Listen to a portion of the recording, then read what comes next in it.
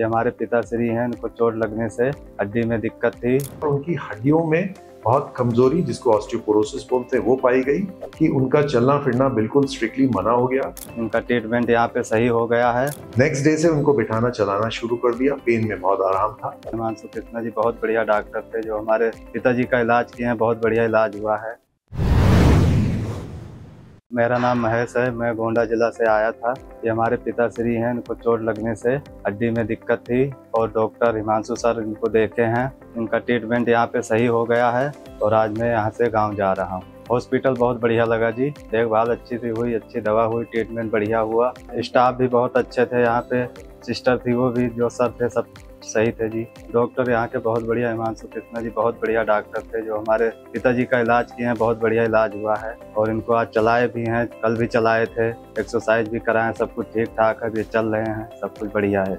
नमस्कार, मैं doctor Himanshu Krishna, chief consultant and surgeon, department of neurosurgery and spine, health city Vistaar trauma centre and super speciality hospital. अभी एक बड़ा interesting case हम लोग ने ट्रीट किया। ये एक ऐसा केस है विच इज़ वेरी यूजफुल, खासतौर से ओल्ड एज पेशेंट्स में, जहाँ पे कि अगर किसी भी रीज़न से रीढ़ की हड्डी में चोट लग जाती है, फ्रैक्चर हो जाते हैं, तो बहुत लंबा रेस्ट या लेट पाना, कंजर्वेटिव ट्रीटमेंट पॉसिबल नहीं होता है, क्योंकि ओल्ड एज में अगर लगातार किसी इंसान को लेटना पड़ गया तो सेकेंडरी कॉम्प्लिकेशंस, जिसमें सांस संबंधित प्रॉब्लम्स या बेड सोर्स, वो काफ़ी बढ़ जाने की एक चांसेस होते हैं। ऐसे ही एक बुजुर्ग 70 ईयर्स प्लस हमारे पास आए थे अभी 2 हफ्ता पहले, और अराउंड 6 हफ्ता पहले उनको एक स्पॉन्टेनियसली वो अपने खेत में काम कर रहे थे और अचानक से पीठ और कमर में दर्द हुआ, जिसके बाद से उनका दर्द लगातार बना रहा और चलने में, बैठने में, अपने यूजुअल रूटीन एक्टिविटीज में उनको दिक्कत होने लगी। जब आए तो उनको इन्वेस्टिगेट किया गया और उनकी हड्डियों में बहुत कमजोरी, जिसको ऑस्टियोपोरोसिस बोलते हैं, वो पाई गई और एमआरआई में रीढ़ की 3 हड्डियों में रीसेंट फ्रैक्चर्स पाए गए। ऐसे में जाहिर सी बात है कि उनका चलना फिरना बिल्कुल स्ट्रिक्टली मना हो गया। यूरिन और स्टूल्स दोनों बेड पे ही करने के लिए एडवाइस किया गया। खाना पीना भी उनको लेटे लेटे ही खाने की जरूरत के लिए बताया गया। ऐसे में एक ऑप्शन होता है जिसको हम लोग वर्टिब्रोप्लास्टी या काइफोप्लास्टी बोलते हैं, जो बिना चीरे के रीढ़ की हड्डी को एकदम स्ट्रॉन्ग कर देता है बोन सीमेंट्स के हेल्प से। तो ये ऑप्शन दिया गया और उन्होंने इसको ऑप्ट किया। पेशेंट अभी 3 दिन पहले एडमिट हुए थे।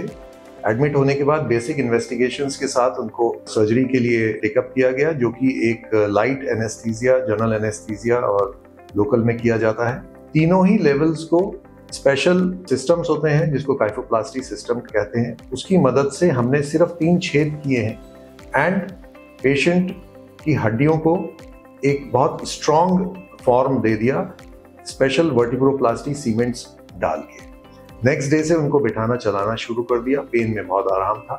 आज वो अपने आप चल रहे हैं बिना किसी सहारे के और उनको हम लोग डिस्चार्ज प्लान कर रहे हैं। So this is a very important procedure and we have successfully done. अच्छी बात और यूनिक बात ये थी कि नॉर्मली एक लेवल पे होता है, इनके तीनों लेवल को हमने एक ही सेटिंग में टैकल कर पाए और उनको एक अच्छा रिलीफ पहुंचा पाए।